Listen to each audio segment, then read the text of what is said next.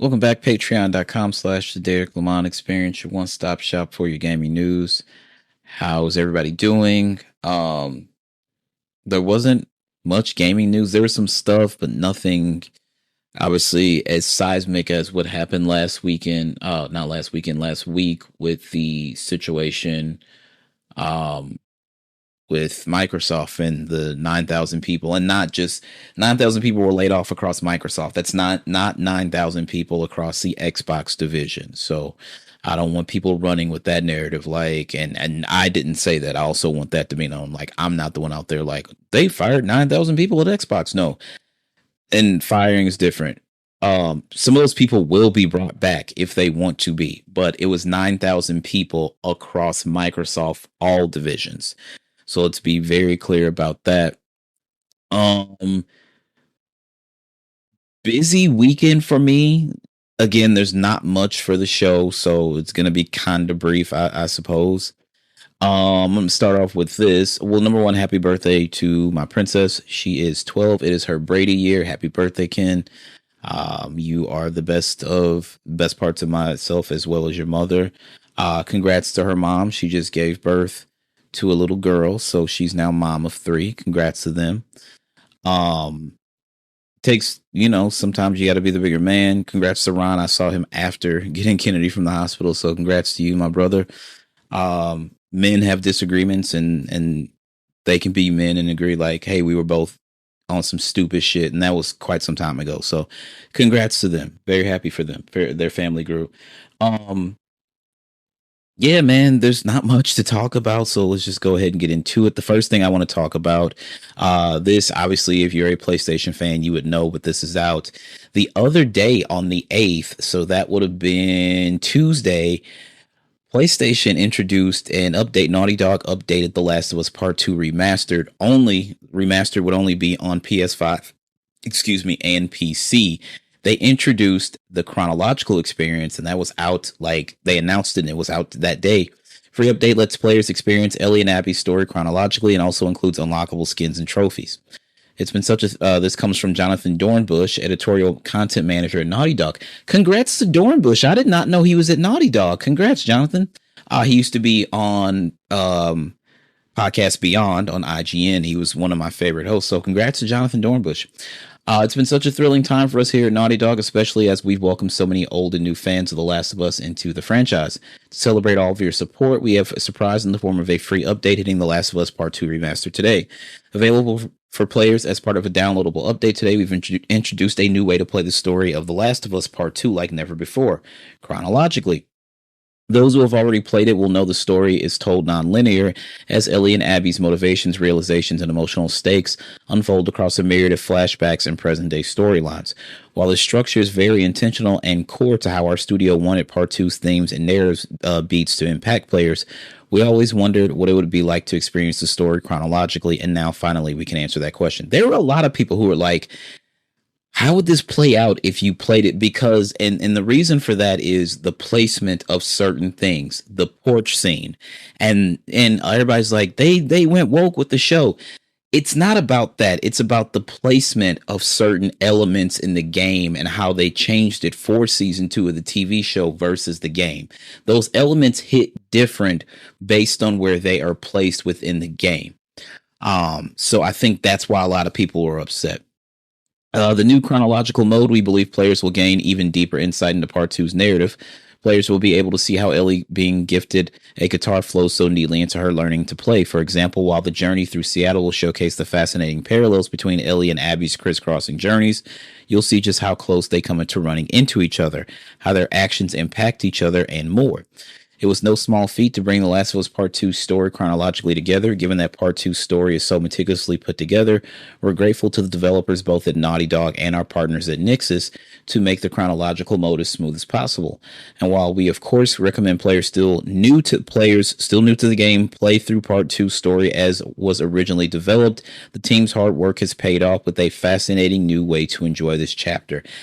I'm going to pause. I think the right way to do this, especially for people who are new to the game, I think this mode should have only been unlocked when you completed the game. You don't need the platinum. You don't need to get a bunch. You don't need to get all collectibles. I just think once it's like when you complete a lot of games, new game plus is unlocked. I think that should have been what happened here, because somebody who's just picking up this game might go into it and do it that way. Now, the question a lot of people have is, would they go back and do this to part one? Everybody's like, well, no, part one is chronological. Technically, to a certain extent, there is a way you could do it, though. Somebody was like, hi, well, this is the easiest way. Well, this is the only way you could do it. You have the story play out immediately as it is. However, you insert the Left Behind DLC and you break it into pieces and put it into the game. So there's Outbreak Day, and as they're trying to flee the city, they're accosted by the military police, and Sarah unfortunately gets shot. And we see Joel crying, and then you have the intro credits, and then 20 years later, Joel wakes up from the nightmare. So you would go Sarah, intro credits, and then Riley coming and waking Ellie up, and then them going to the mall and having that whole thing play out. The memories, the water gun fight, the Halloween store, all that stuff. And then 2 weeks later, Joel wakes up from the nightmare, and so on and so forth. And then when Joel gets hurt at the university, then you put in the other elements, Ellie trying to get the first aid kit for Joel, the other elements of Left Behind DLC, then piece that in, and then Ellie going hunting, meeting David, and then the game progresses. So then at that point, when Joel takes Ellie out of the hospital, it would flow directly into, well, then you have a problem. We'll get to that. Article goes on saying, blog post, we also wanted to reward players for jumping into this new transformative approach to our story. In addition to new trophies tied to completing the narrative experience in chronological order, doing so will also unlock 2 new, perhaps surprisingly familiar skins. Yes, that's right. Play as Joel dressed as Nathan Drake and Tommy as Sam Drake in No Return. I think like Joel probably would have looked better in Sam's clothes. I don't know. It looks weird because Joel's like got, how Nathan has like the 3/4 with the buttons, and he like unbuttons it, and like he's got a little chest hair and Sir Francis Drake's ring and all that, and it's like this looks a little weird on Joel. I'm not gonna lie. Particularly as we celebrate Naughty Dog's 40th anniversary this year, we love getting the chance to spotlight and share in the history of our studio that we love as much as we know you do. These skins will be unlocked for completing the narrative in chronological and will be usable in No Return, Part 2's remastered thrilling roguelike survival mode. A new update for The Last of Us Part 2 Remastered is available today on both PS5 via patch 2.1.0 and PC via Steam and the Epic Game Store via patch 1.5. Bringing with the chronological mode as well as a host of additional bug fixes and performance improvements.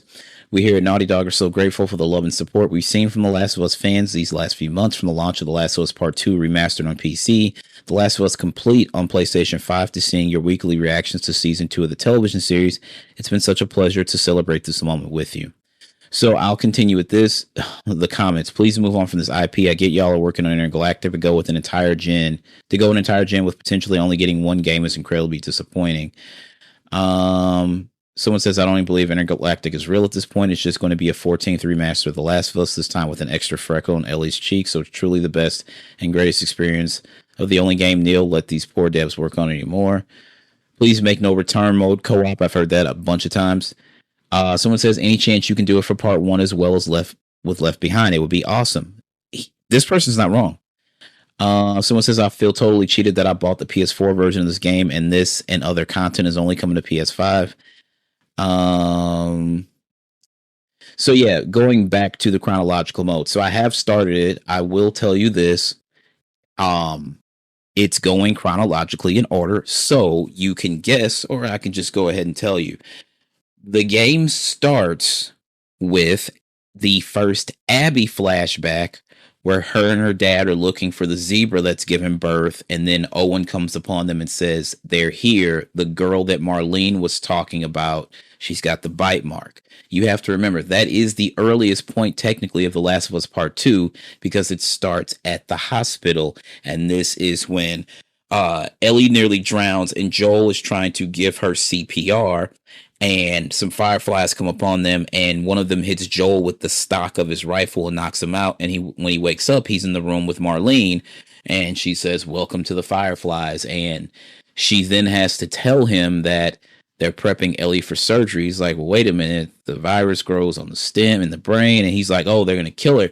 And the great thing about part 2 is Joel was a dad.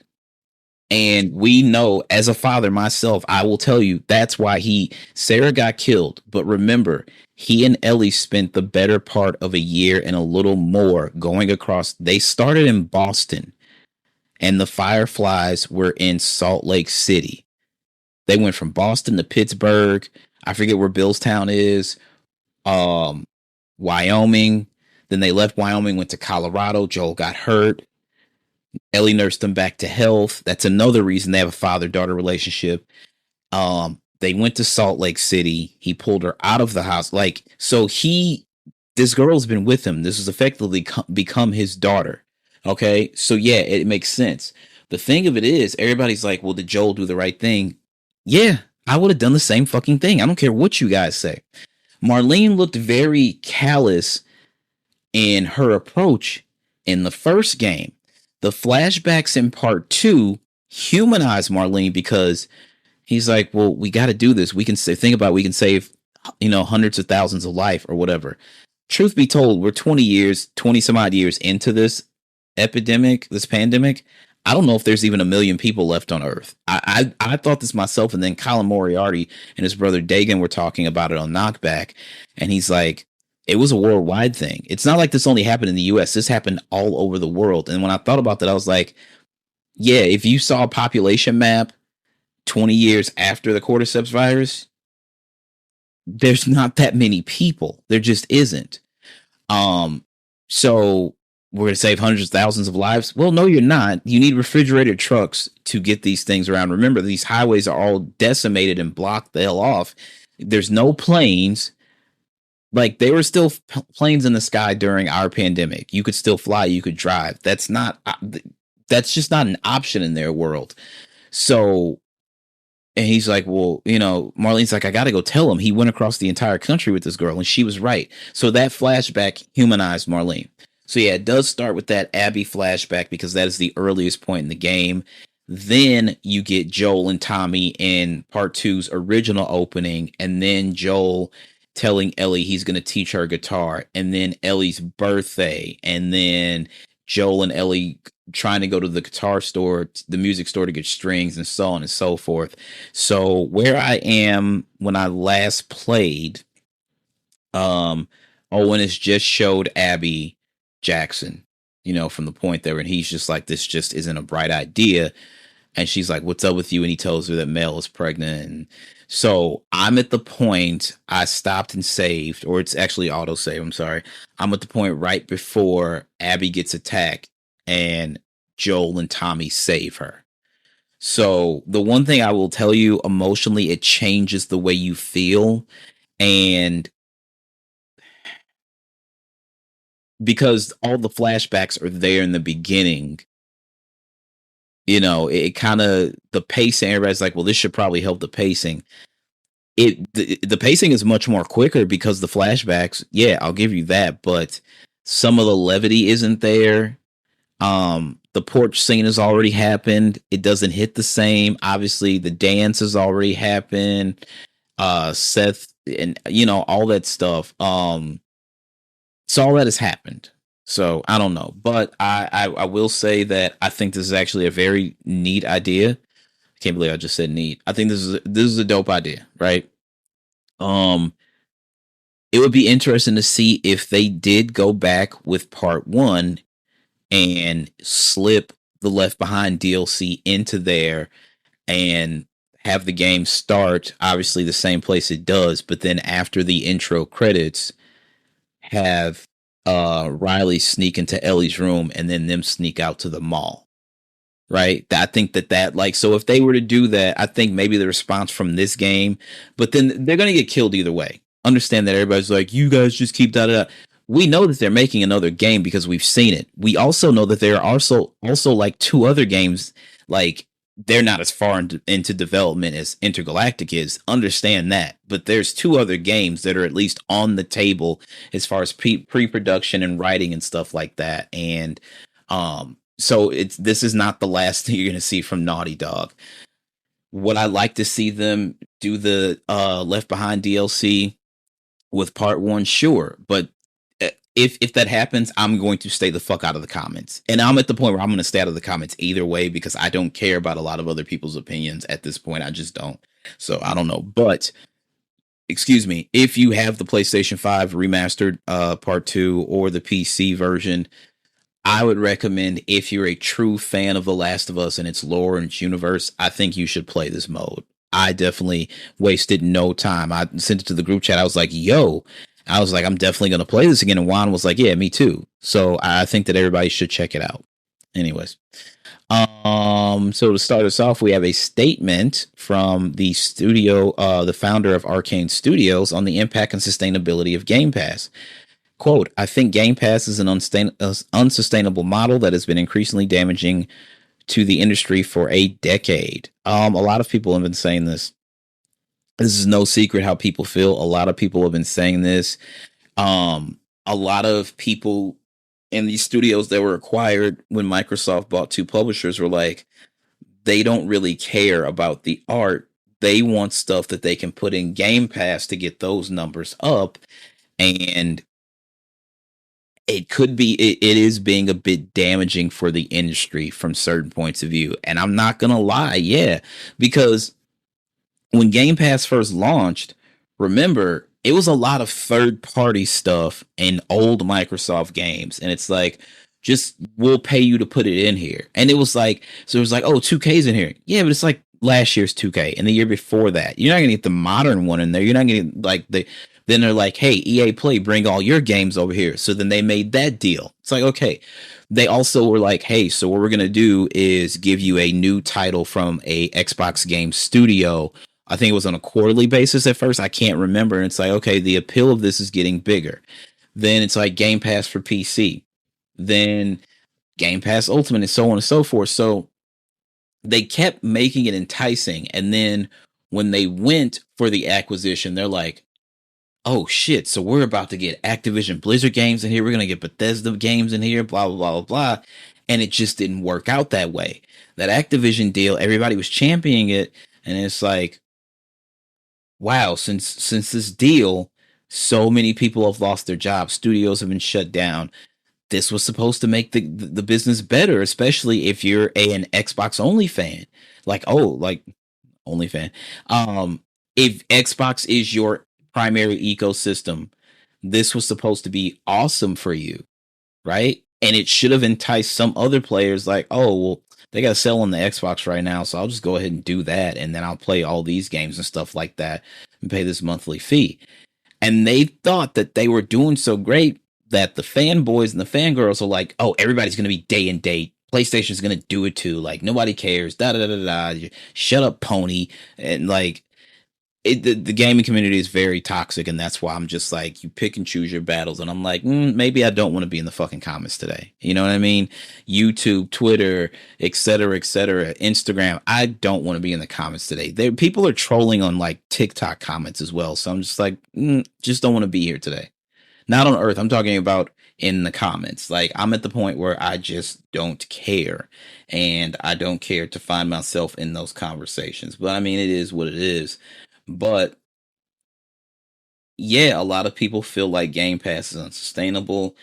It certainly changed the model for the industry. Consolidation seems to be the name of the game, but there comes a cost to this, and clearly we're watching it play out in real time. So I think this is a cautionary tale, if anything, and I think people need to heed what Microsoft has shown you, because it could get better, but it could also get worse. It could truly also get worse. And that leads me right into this story. And this comes from the GamePost.com. Apparently, Xbox fans are canceling Game Pass subscriptions in protest after mass layoffs and game cancellations. Well, you're going to start to see shit like this happening. I remember when Roman Reigns won the Royal Rumble for the first time and nobody thought he was ready to be the guy. And they were like, Vince is shoving him down our throats. There were literally people on Twitter like, I'm canceling my WWE Network subscription, because this is before they partnered with Peacock. They're like, yeah, I'm done. I'm not doing this. Vince is forcing this guy in us. He can't wrestle, blah, blah, blah, blah, blah. It kind of feels like the same thing. And I feel like a lot of these people are going to be right back on fucking Game Pass when they don't want to pay the $70 for a brand new game. And also keep in mind, you're going to start to see a lot of these user licenses agreements where it tells you you're not buying the game. You're buying a license to the game, which gives you the right to play the game. But we can pull this in any time. Well, I've been having this conversation with a lot of my friends. Buy your content. Do not stream it. Buy it. If you can find a physical of it, buy it, because they can take this digital stuff away from us at any time they goddamn please. And for them to put that in there like, no. I know you just gave us $70. I know you just gave us $80. You paid for a license to play the game. You do not own this. And that's crazy. You get up and go to work and come to the Microsoft storefront or the PlayStation storefront or the Steam storefront or the Epic Games storefront or EA Origin storefront or UB Plus or whatever the fuck. And you give them, it's like, hey, here's 70, 80, 100, 90, 100, depending on what version of the game you get. And they're like, okay, here you go. Here's your license to play the game. So I own it. Here's your license to play the game. So I own it. Here's your license to play the game. You do not own this game. It's just like, I'll be completely honest with you. You buy a house or you buy a car. You took out a loan from a bank. They bought the car and you're paying them back. So it's not an apples to apples immediate thing, but it's like, I guess this is how I tell people. Well, with streaming, it's different, but I was just going to be like, we're not even buying music anymore. I am. A lot of people are leasing music, and that's paying a streaming platform. So it's the same thing. Anyway, this past week, Microsoft cut over 9,000 jobs, and a big part of that came from its Xbox and gaming division. Multiple studios were hit hard, with some shut down completely. The initiative, the team behind the long-awaited Perfect Dark reboot, is no more. Rare's ambitious Everwild canceled. Reports suggest that Turn 10, the developer behind Forza Motorsports, saw half its staff let go. These weren't just small cuts, they were some of the biggest layoffs Xbox has seen in years. The news didn't sit well with Xbox fans. While layoffs in tech aren't new, this time it feels different. The community is speaking up, and they're doing it in a way Microsoft will definitely feel, canceling their Game Pass subscriptions. Over on Reset Era, one of the most active gaming forums online, a user started a thread called, quote, cancel your Game Pass. The post wasn't just about the job cuts. It also brought up concerns over Microsoft's AI direction, ethical issues involving its contracts, and how the company seems to be prioritizing subscriptions over everything else. Quote, they have made it clear that subscriptions are the most important strategy of their business going forward, the post says, so let's hit them where it hurts. That message hit home for a lot of people. The thread now has over 200 replies, most of them in agreement. Many users say they've already canceled their Game Pass subscriptions. Some are going even further, getting rid of their Xbox consoles entirely or switching off Microsoft products altogether. When they started putting those games over on PlayStation, a lot of those hold the line guys were like, nah, I'm done. I'm fucking done. One person wrote, quote, already done a month ago. I'm not giving them any more money. Another didn't hold back, saying, quote, cancel my Game Pass subscription, sold off my Series X, and stop using Windows OS. Microsoft can go to hell. I think that's a bit extreme, but it is what it is. Others shared similar stories. Quote, I did that last round of layoffs, felt great. Another said was a Game Pass member for 3 years straight and canceled last month. Huge Xbox user, but I'm sick of their bullshit. One user added, quote, sold my Xbox a while ago, joke of a company, and someone else simply posted, even sold my Series S recently. A few comments mentioned that they were close to renewal, but commenters, mentioned they were close to renewal, but decided to stop.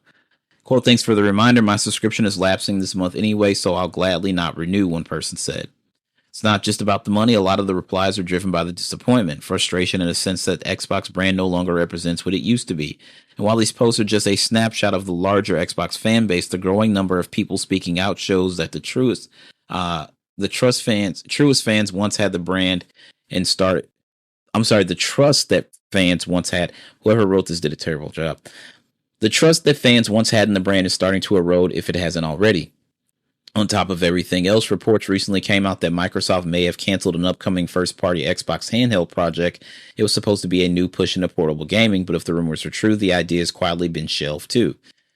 Well, a lot of people were like, "Oh, well, that's what the ROG Ally is, and we don't need the handheld, but we're still going to get the handheld." And it's like, let me tell you something. I do not own stock in Sony. I do not own stock in Microsoft. I do not own stock in Nintendo. So I'm not going to sit here and throw on the cape for any of them. If they make a mistake is one thing. If you're deliberately out there fucking people over and fucking over consumers, you're goddamn right I'm going to call you out on it. That's what we do here.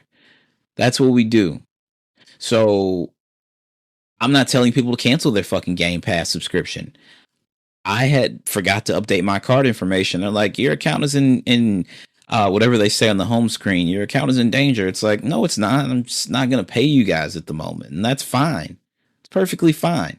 Give me a reason to come back. And same thing. There were times I let my PlayStation Plus subscription lapse. It's like, all right, give me a reason to come back other than cloud saves. Give me a reason.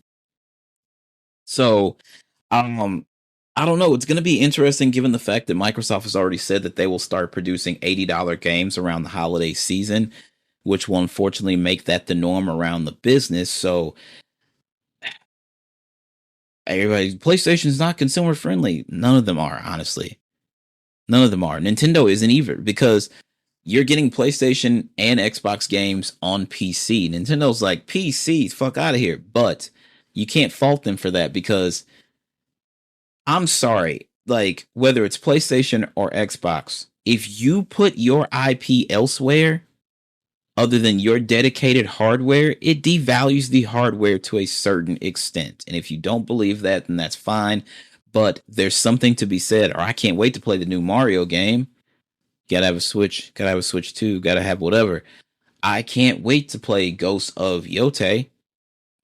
PlayStation 5. Maybe in a year or so, PC, year, maybe 2 years. I would just never, like, if they were like, here's the keys to the fortune, here's the keys to the company, whether it's Microsoft or Sony, I walk in and I'm like, okay, so here's what we're going to do. Here's what no more games are going to rival platforms. And I would tell Sony, these first party PlayStation Studios, tentpole titles, no, they're not going to PC or other platforms for 3.5, 4 years at best. I would be as stingy as possible. Why? Because I would want to sell the hardware of the company that I'm working for. The company makes more money if we sell more consoles. So let me try my best to sell this particular console. So I wouldn't have done that. But I don't know. We'll see what happens there.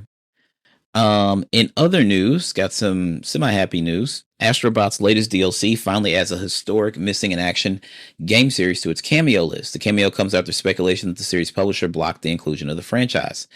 Astro Bot's new DLC, which is available now, includes 6 new challenge levels. Each of the new levels also include a cameo bot, a collectible Astro Bot character dressed as a PlayStation character. While Team Asobi had previously revealed that Ghost of Yote themed cameo would be included in the DLC, the biggest surprise appearance has now been revealed.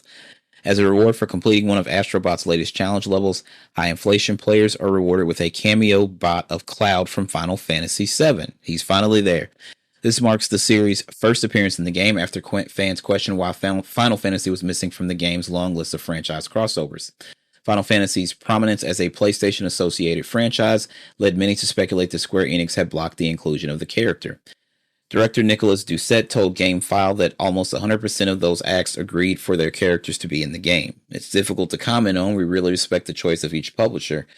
VGC's Astro Bot review called it the best 3D platformer in a decade, and I can attest to that. It is absolutely awesome. Like, whole days went by of me just playing Astro Bot. That's how good that fucking game is. VGC got the chance to visit Team Asobi ahead of the game's release last year. For an inside look at the development of the game and the history of the franchise. The Astro Bot DualSense controller is returning later this year if you guys didn't get it the first time. Since the first controller proved so popular, we have brought it back with a new joyful twist of the touchpad. More information to share soon, so be on the lookout for future updates. So congratulations to everybody over there at Team Asobi. You guys are doing great things. You're doing the Lord's work.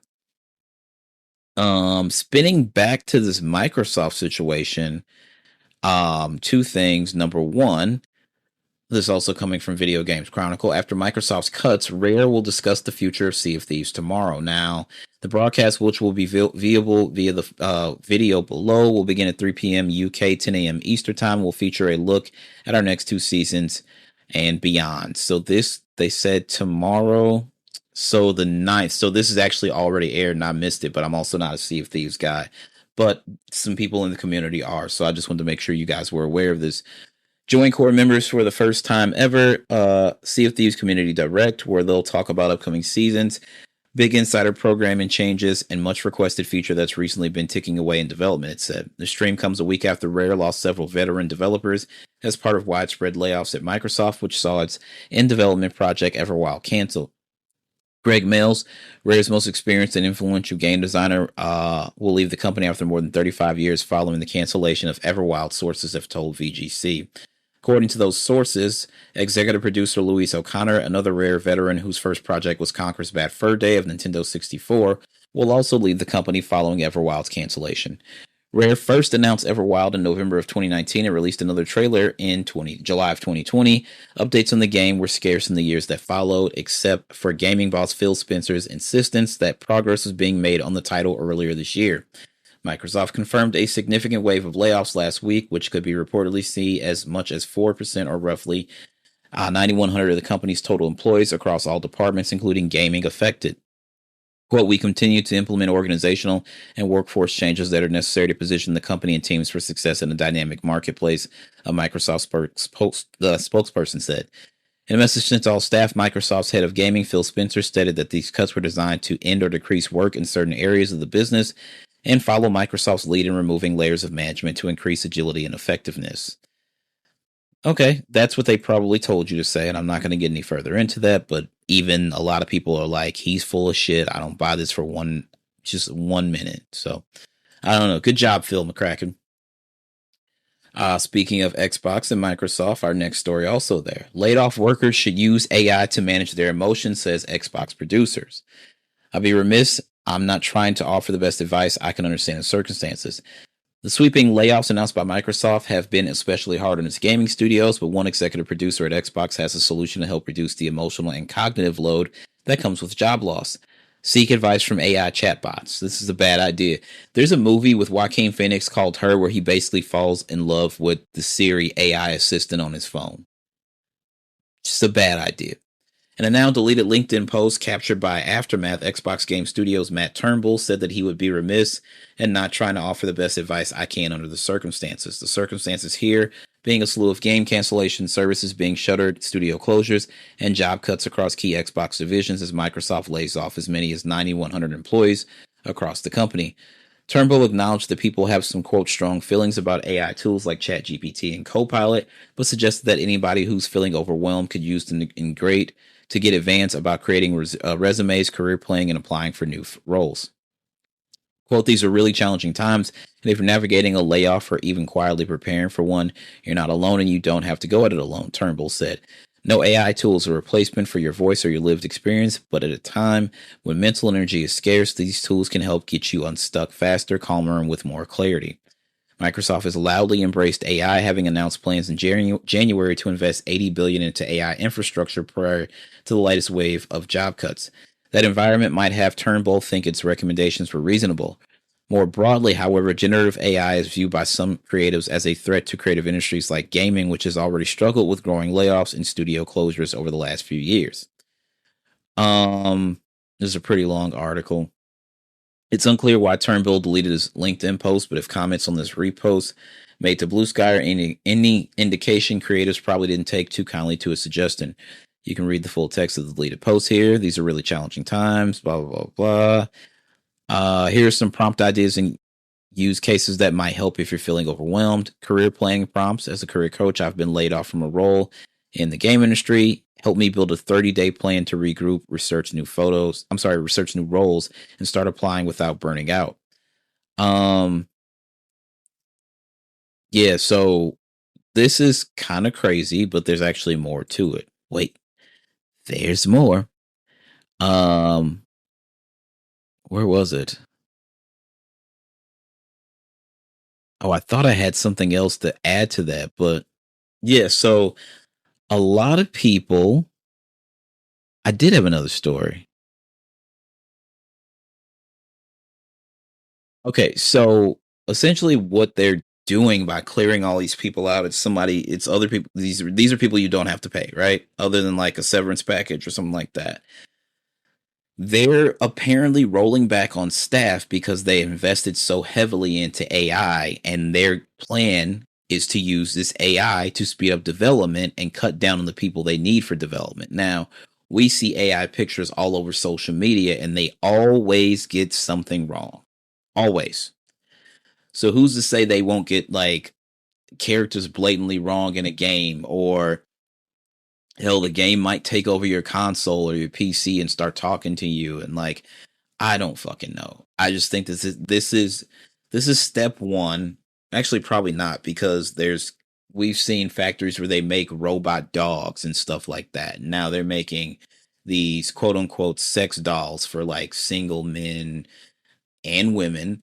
It's just too much. And I keep seeing this meme like at least once a week. It's like Sarah Connor from the Terminator, and it's like Sarah Connor judging you for using AI, because it's like she saw the explosion, she saw the future, she knows what's going to happen. Computers are going to take over. So that's the way it looks to a lot of people. I don't know. But this is all crazy, and yeah, it's just really crazy that they even have to have a conversation like that, but this is the new norm, I suppose. I don't know. And then lastly, Donkey Kong Bonanza began development on the original Nintendo Switch before being moved to Switch 2. The game, which is released later this month, began life on Nintendo's previous console, but as the game's producer and director have now explained, technical limitations imposed by the first system made the transition to Nintendo's newest console a natural one. Quote, so this game originally began its development cycle on Nintendo Switch 1, and at the time we were still using voxel technology and thinking of lots of different ideas for applications. Producer Kenta Matakura told IGN. We then learned about the Switch 2 development. We realized that the best implementation of these ideas and technology would be on Nintendo Switch 2. The game's director, Kazuyu Tishaki, also weighed in on the platform. Quote, I was previously talking about the importance of continuity of destruction, which was something that we could expand on and have a longer continuous play experience with that kind of concept on Nintendo Switch 2. So this allowed us to engage in creating really extreme, rich variety of materials and very large scale changes in the environment on that new hardware. And when destruction is your core gameplay, one really important moment that we wanted to preserve was when the player looks at a part of the terrain and thinks, can I break this? Because that creates a very important surprise that has a lot of impact for them, and that was something that was best done on Switch 2. Takashi also said it wasn't just the power of the new console that attracted the team, but also some of the console's new features, such as mouse controls, that inspired the platform change. I have not tried the mouse control out on my Switch 2, and I'm not going to. I'm telling you that right now. It's what I have a PC for. If I want to use a mouse in a video game, that's what my PC is for. I'm not doing that. I'm not doing that. Um, let's see. You can use mouse control, which can use in co-op play for the second player to control Pauline's vocal blast, or DK artist mode, where you can sculpt a large set of voxels. Oh yeah, I'm sorry guys, I've been working since I came home. Donkey Kong Bonanza will be released on Nintendo Switch 2 on July 17th. VGC published a hands-on preview with Donkey Kong Bonanza last week. We wrote, like Mario's recent 3D outings, Donkey Kong Bonanza will likely be greater than the sum of its parts, a cavalcade of ideas and mechanics, that might not seem like much on their own, but together form a constantly entertaining adventure. So that is out on the 17th. I'm not going to get it. I watched the Donkey Kong Nintendo Treehouse, and it's like, okay, it's all right, but it's just not for me. It's not for me. And that's perfectly fine. I am at the point, though, where I'm not going to call something trash just because I don't want to play it. We're not going to do that. It's like, simply, it's not for me. Simplest thing, and move forward and move on with your life. I don't know. Anyway, that's all I've got for you guys today. I thought it was going to be a short show, and god damn it, well, it is. I'm going to end this like I end everything else, of course. Believe in yourself first and foremost, because if you don't believe in yourself, of course, nobody else will believe in you. As always, my name is Derrick Lamon Jackson, and that is my time. Y'all have a good one. Peace out.